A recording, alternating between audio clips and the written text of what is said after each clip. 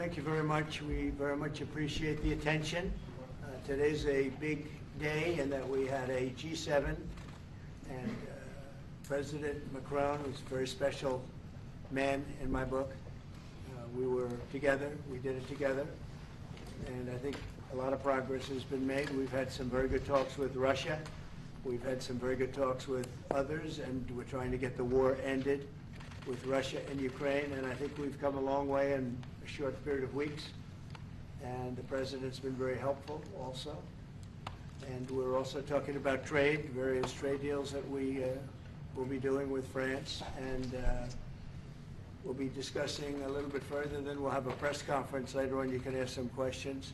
We'll be having a press conference in a little while. We're going to have lunch with the entire French staff, and we look forward to it. And again, the relationship's been very special with France and very special with this gentleman on my right.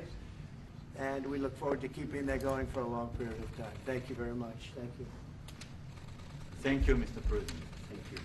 Thank you. No, thank you. I want to thank Mr. President for his hospitality. We had a good discussion this morning for the G7 here. Yeah. And for the third year of this war in Ukraine, and I think our common objective clearly is to build peace, and a solid and long-standing peace. And this is what we will discuss, obviously, because I have great respect for the bravery and the resistance of Ukrainian people, and we do share the objective of peace, but we are very aware of the necessity to have guarantees and solid peace in order to stabilize the situation. I'm here as a friend because through centuries we've been friends, and we are personal friends, as you mentioned it, because we work very well together. And I think the US and France always stand on the same side, the right side, I would say, of history. Mm-hmm. And this is exactly what's at stake today. And this is a very important moment for Europe as well, and I'm here as well after discussions with all my colleagues to say that Europe is willing to step up, to be a stronger partner, to do more in defense and security for the continent, and as well to be a reliable partner and to be engaged on trade, economy, investment in a lot of topics. So I'm very excited by the discussion we will have, and obviously we will follow up. And I want to thank you again, Mr. President, for your presence for Notre-Dame de Paris. It meant a lot for French people, and I want to thank you for that. That's the cathedral, and they've done a fantastic job. The President's done a great job in bringing it back. That was a terrible thing, like, what, 5 years ago? Yeah. Watching that burn was a very horrible, horrible sight, and you've done a fantastic job in bringing it back, so I congratulate you. Thank you for being here. Thank you. Very much. Anybody want to ask a question or two? Is that a foolish question? Thank you, Mr. President. Ukrainians on the critical minerals deal. It looks like we're getting very close. The deal's being worked on, and we're, I think, getting very close to getting an agreement where we get our money back over a period of time. But it also gives us something where I think it's very beneficial to their economy, to them as a country. But, you know, we're in for $350 billion. How we got there, I don't know, but that's a lot of money, a lot of money invested, and we had nothing to show for it. And it was the Biden administration's fault. The Europeans are in for about $100 billion, and they do it as in the form of a loan. And the Europeans have been great on this issue. They understood it wasn't fair, and we were able to work something out. But with the Ukrainians, I think I can say that we're very close. Scott's around here someplace, and I think we can say that we're very, hi Scott, I think we're very close. Do you have something to say about that, Scott? We are very close. The Good. 1 yard line. All right, good. Mr. President. What? Would a mineral deal include a security guarantee for Ukraine? Well, it'll be, Europe is going to make sure that nothing happens. I don't think it's going to be much of a problem. I think once we settle, there's going to be no more war in Ukraine, and you're not going to have it's not going to be a very big problem. That's going to be the least of it. Mr. President, we're hearing from some Greek media reporting that the U.S. has agreed to shut down a military base in Greece that's been a logistical hub for NATO. That who shut down? That the U.S. has agreed to shut it down at the request of Turkey and Russia. Is that at all true? Marco, do you have anything to say about it? Please. Sure, that's a no. That's a no. Mr. President. Mr. Is it a President. no? Do you say? It's a no, sir. It's not a correct story. Thank you. Mr. President, how do you react to people in Europe who say that you are abandoning Ukraine and that you are going to sacrifice the security of Ukraine by making a deal with Vladimir Putin? You know, we're helping Ukraine like nobody's ever helped Ukraine before. And I can say this, if I didn't become president, Ukraine would right now still be at a level where there would be no even thinking about a peace. And it was, it's a sad thing that this happened. This would have never happened, this war, if I were president. Zero chance. And it has happened. So my function is to get you out of the war, get them out of the war, let them live. It's a bloody war, it's a horrible war. Thousands of people are being killed a week. And I would say Russia, maybe 700,000 people. I think Ukraine probably a similar number. And that's not talking about the towns and the cities that have been blown up. That's talking about soldiers. This has been a horrible, bloody mess. And we're going to get it solved. We got to get it solved. And you know, we're not talking about America's soldiers, soldiers from this country. We're talking about Russia and Ukraine. But on a humanitarian basis, we have to get this very, very bloody, savage problem solved. And I will say this also, it could lead to World War III if it's not solved. You know, there'll be a point at which it's not going to stop at those two countries. Already there's such involvement from other countries. And it could really lead to a very big war, World War III, and we're not going to let that happen either. Would you support the idea to send European troops in Ukraine to back the ceasefire? European troops may go into Ukraine as peacemakers. So when the agreement is done, they can watch that everything's followed properly. I don't think that's going to be a problem. And a lot of the European countries, I think, I don't want to speak for France, but I know that the presidents talked about doing that also. I think that'll be a very good day when we can go in as peacekeepers as opposed to what's going on right now with everybody being killed. Will they have U.S. backing, those troops going into Ukraine? Will they have U.S. backing from U.S. troops? Well, we're going to have a backing of some kind, and obviously the European countries are going to be involved, and I don't think you're going to need much backing. I think that's not going to be a problem. Once an agreement is signed, Russia's going to get back to its business, and Ukraine and Europe are going to get back to their business. I don't think it's going to be a problem. Mr. President, Can you talk about will you DOGE? meet with President Zelensky soon? What? Will you meet with President Zelensky soon? I will be meeting with President Zelensky. In fact, he may come in this week or next week to sign the agreement, and which would be nice. I'd love to meet him. Would meet at the Oval Office. So the agreement's being worked on now. They're very close to a final deal. It'll be a deal with rare earths and various other things, and he would like to come, as I understand it, here to sign it, and that would be great with me. I think they then have to get it approved by their council or whoever might approve it, but I'm sure that will happen. Monsieur le Président Macron, est-ce que vous pouvez commenter ce qui a été dit par le Meeting with Président? President Putin also, yes. I don't know when we speak. We're trying to get this thing worked out, but yeah, at some point I'll be meeting with President Putin too. Monsieur Macron, s'il vous plaît, est-ce que vous pouvez nous dire quelques mots en français? Mr. I President. can say a few words in French. Yes, please. No, le président l'a dit, je pense que c'est un moment important. C'est un moment important de la discussion. On veut bâtir la paix en Ukraine et le bilan qui a été rappelé, une réalité, il y a d'1 million de morts et de blessés depuis le début de ce conflit et de cette guerre d'agression. Notre volonté, c'est que cette paix dure, parce que nous avons déjà eu un cessez-le-feu et une paix qui n'a pas été respectée. C'était les accords de Minsk, 1 puis 2. Et donc le corps de cette discussion, c'est de s'assurer d'abord qu'il y ait un cessez-le-feu, ensuite que les Ukrainiens soient impliqués. Je pense que ce que vient de dire à l'instant le président Trump est très important, c'est-à-dire qu'il va rencontrer rapidement le président Zelensky pour signer cet accord sur les minerais critiques et les terres rares, et que c'est aussi un moyen d'avoir une implication américaine forte. Les Européens sont prêts à prendre leur charge sous des formes diverses de soutien à l'armée ukrainienne, de présence, y compris pour pour s'assurer que la paix soit durable. Et l'implication dans la durée des États-Unis d'Amérique à travers cet accord est une bonne chose. Et donc tout est encore à construire. Et je ne veux pas préempter les discussions.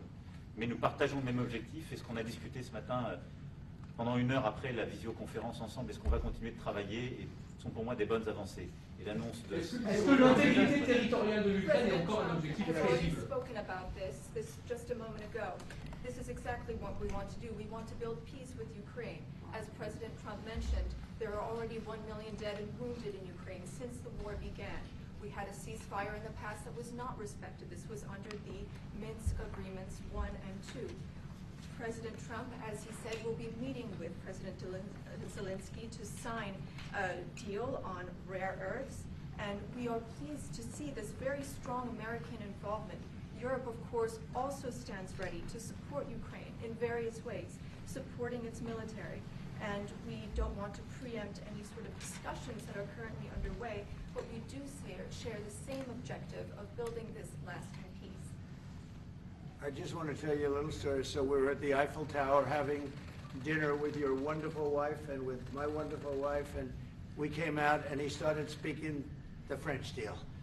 And we didn't have an interpreter, and he was going on and on and on, and I was just nodding, yes, yes, yes.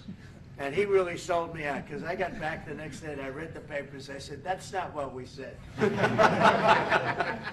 He's a smart customer, I will tell you that. Sure. How would you That was exactly what we agreed. Mr. President, you called Zelensky a dictator. Would you use the same words regarding Putin? I don't use those words lightly. I think that we're going to see how it all works out. Let's see what happens. I think we have a chance of a really good settlement between various countries. And, you know, you're talking about Europe, and you're talking about Ukraine as part of that whole situation. The other side has a lot of support also. So let's see how it all works out. It might work out. Look, you can never make up lives. The one thing you can make up the money, but you can't make up the lives. A lot of lives lost. I think probably a lot more lives than people are talking about. It's been a rough war, but I think we're close to getting it solved. Question about Doge, sir. Do you think that Doge could benefit from more streamlined communications? There was that email telling employees to give 5 things that they've done last week. Agency heads then told people to ignore it, but You're Elon talking Musk... about the last email that was Yeah. sent, where he wanted to know what you did this week. You know why he wanted that, by the way?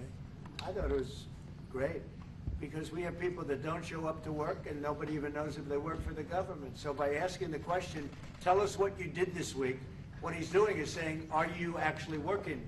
And then if you don't answer, like you're sort of semi-fired or you're fired, because a lot of people are not answering because they don't even exist.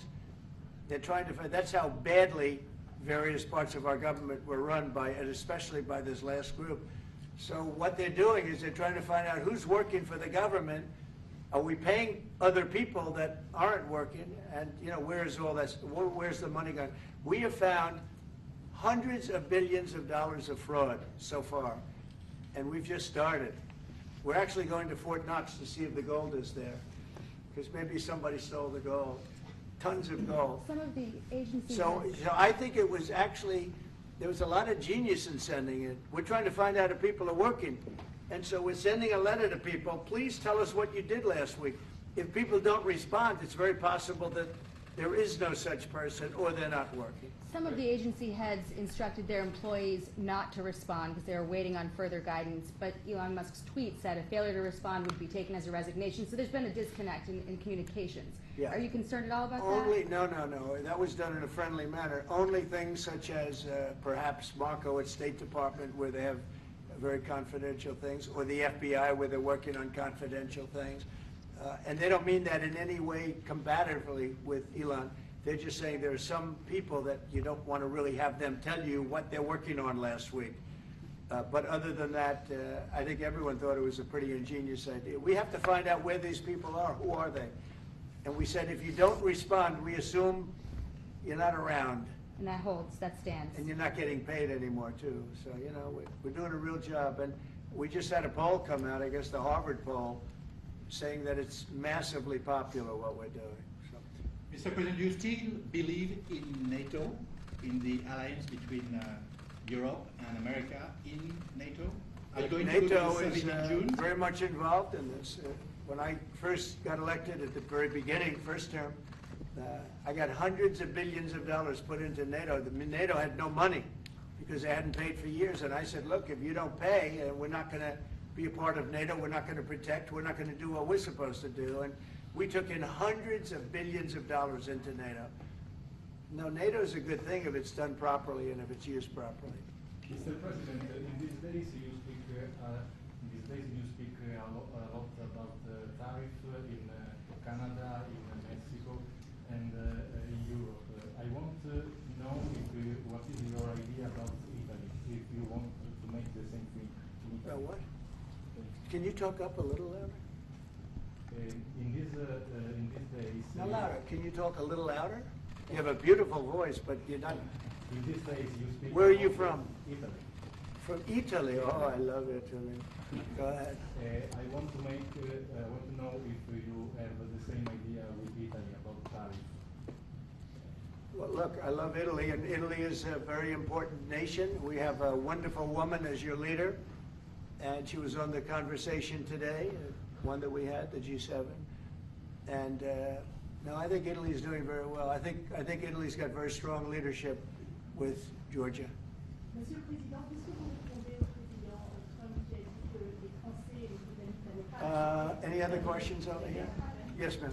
Can you clarify what you meant in your truth today on the major economic development transactions between the U.S. and Russia? In more detail? With respect to what, Russia?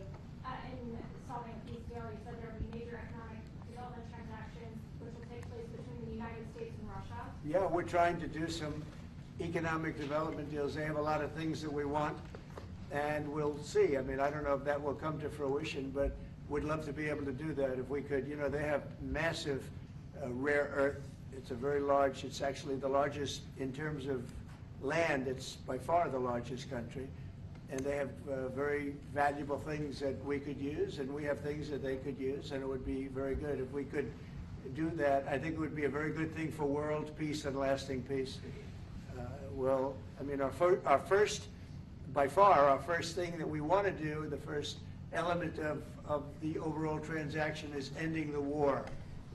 But if, just as we're doing with Ukraine, if we could do some economic development in terms of Russia and getting things that we want, something like that would be possible, yes. Can you explain the rationale, sir, in the U.S. Yes, go ahead, please. Can you explain the rationale in having the U.S. vote against the UN resolutions that Ukraine proposed and also the U.S. proposed? I would rather not explain it now, but it's sort of self-evident, I think. Mr. President, first talked about increasing the tariffs on products from the European Union. Is that still something you want to do today? Well, it's not increasing, it's reciprocal. So whatever they charge us, we're charging them. So it's not a question of increasing. If they charge us 20%, we charge them 20%. If they charge us 30 or 40%, then we do that too. So that would be on European Union, but that really would be with respect to everything. It's reciprocity. So reciprocal. Whatever they charge us, we charge them. Nobody has a problem. Even you, I see you don't have a problem anymore, right? Mr. President, are you thinking of going to Moscow soon, maybe in May for the 9th of May for the anniversary? I mean, not soon, but I would be certainly, if this all gets settled out, which I think it will, sure, I would go there. On the 9th of and May? you'd come here too.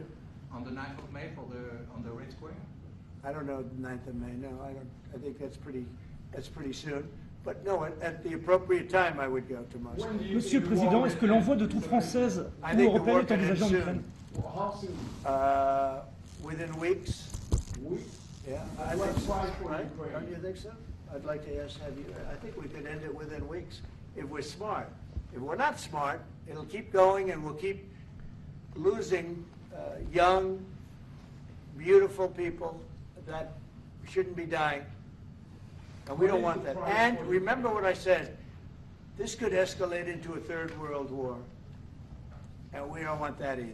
Mr. President, your envoy Steve Witkoff suggested a temporary ceasefire in the conflict, but the Russian government has denied that out of hand. Are you worried that they're not dealing in good faith? No, I think they, at some point, will agree to that. I think they probably wanted to. And I think once you have a ceasefire, it's going to end because they're not going from a ceasefire back to war. I think people have had they're full. I'm just glad I was able to help because there was no communication with Russia until I came along. Biden didn't communicate. He couldn't communicate with his own child. So Biden didn't communicate. He couldn't, it was terrible. He hadn't spoken to Putin in 3 years. You're trying to end a war. People are being killed. Every week, thousands of people are being killed. Soldiers, in this case, mostly. Also towns, you know, as missiles go in and back and forth. No, it's a shame. This should have never happened. This is a very sad, this is going to go down in the history books. This is a very sad moment because that should have been stopped. That should have never started. And if it did start, it should have stopped the first week, not 3 years later. Okay? Je vais répondre, if you allow me, because je pense que plusieurs questions de vous et de votre collègue qui ont été posées en français et qui rejoignent les questions posées par les collègues américains. D'abord, cette discussion est utile et construire la paix est une nécessité. La deuxième chose, c'est qu'il y a aujourd'hui une capacité de dissuasion qui est restaurée et que c'est ce que veut dire le président Trump quand il n'y aura plus de problème. Je pense que la force du réengagement américain aujourd'hui, c'est en quelque sorte l'incertitude aussi pour le président Poutine. Et donc il y a une capacité de dissuasion qui est là, qui permet de sceller d'abord sans doute une trêve, la capacité à vérifier que cette trêve est respectée, et ensuite un accord de paix qui permettra de reconstruire l'Ukraine, mais de lui apporter aussi les garanties de sécurité. Dans le cadre de ces garanties de sécurité, nous pensons que nous avons notre rôle à jouer. Et donc, on verra à ce moment-là de la discussion, je ne veux pas la présenter, ce qui est nécessaire pour que l'Ukraine puisse rester un pays souverain. Et d'ailleurs, dans les discussions entre l'Ukraine et les États-Unis d'Amérique, il y a cette question d'une souveraineté ukrainienne qui est respectée. Et donc, nous, ce que nous avons préparé, en particulier avec nos partenaires britanniques, dans le cadre d'un travail très étroit qu'on a mené ces dernières semaines, et partagé avec tous les pays européens et alliés qui sont prêts à s'y joindre, c'est l'idée de dire on est prêt à apporter ces garanties de sécurité. Les conditions, elles doivent en être définies. Par l'envoi de troupes. Elles doivent être définies par l'accord. Ça peut aller jusqu'à l'envoi, comme l'a dit le président, de troupes qui iront observer que la paix est bien respectée, qui iront se positionner, pas sur la ligne de front, pas pour justement, en quelque sorte, être dans le conflit, mais marquer une présence comme une garantie. Il y a d'autres moyens de soutenir qui peuvent être des soutiens accrus et capacitaires à l'armée, des structures nouvelles. Et je pense aussi que l'accord qui est discuté, le président l'a dit, la crédibilité américaine qui est mise dans ce moment, c'est aussi montrer que chacun est dans son rôle, mais que nous avons une unité, Européens et Américains, et donc avec une forme de garantie que les Américains prennent par la discussion sur les minerais critiques qui sont en train de finaliser. That is the most beautiful language. I have no idea what he's saying, but that is the most elegant, beautiful language. Go ahead, please. This is a question that was asked by several. What we need to do is make sure that we are building peace. We have deterrence capabilities that have been restored. As President Trump said, there won't be any more problems. We've seen the U.S. re-engagement and the message that sends to Mr. Putin. We have deterrence, which will allow a truce to take place, verification of that truce, and then a peace agreement can be put in place so that we can start rebuilding Ukraine with security guarantees. And we have a role to play in that. Again, I'm not preempting any discussions, but we've spoken about Ukraine's sovereignty, and that has been a subject of discussion between the U.S. and Ukraine. We have also been working closely with our British partners this week. We've shared this information with other European countries, and we are ready and willing to provide those security guarantees, which could perhaps include troops, but they would be there to maintain peace. They would not be along the front lines. They would not be part of any conflict. They would be there to ensure that the peace is respected. Our assistance may include other capacity building, perhaps for the military. We see U.S. credibility here. We each have our role to play, but it will be done in a united fashion. Mr. President, do you think that Ukraine should give up a part of its territory? Well, we're going to see. It's a negotiation that's just starting, and they've been fighting, and there's been a lot of land that's been taken. So we'll have to see how that works out. That's part of the negotiation. I will say there was great unity in that room today. We were via Skype or whatever, but it was great, tremendous unity today in that room with the other countries.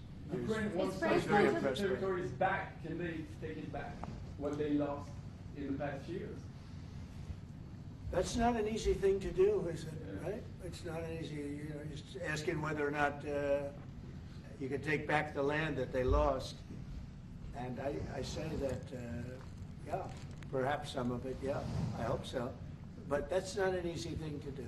For Macron on the frozen It's Russian going to be assets. something we're talking about. Will you For convince Macron, Vladimir on the Putin front- to accept the European troops as peacekeeper, would you think? Yeah, he will accept that. He will accept I've it? asked him that question. You talked to him? I've asked him that question. Is Said France yes? going to lift the block on the Because 300 he's billion? not, look, if we do this deal, he's not looking for more war, he doesn't mind, but I've specifically asked him that question. He has no problem with it. Is France going to lift the block on the 300 billion in frozen Russian assets in Belgium? France has opposed unfreezing it to pay Ukraine and compensate the U.S. for its support. Is France going to lift its opposition to that?